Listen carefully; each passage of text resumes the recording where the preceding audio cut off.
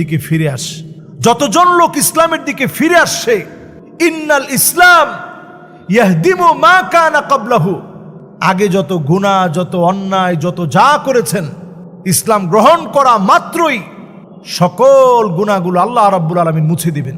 আপনি ইসলাম গ্রহণ করছেন, করা মাত্রই আল্লাহ রাব্বুল আলামিন সব মুছে দিবেন। আগের সকল গুনাহ, সকল অন্যায়, সকল অপরাধ সব আল্লাহ রাব্বুল আলামিন তখন মুছে দেন যখন আপনি আল্লাহ রাব্বুল আলামিনের জন্য, আল্লাহ রাব্বুল আলামিনের কাছে নিজেকে সঁপে দিয়ে আল্লাহ রাব্বুল আলামিনের জন্য আপনি হয়েছেন।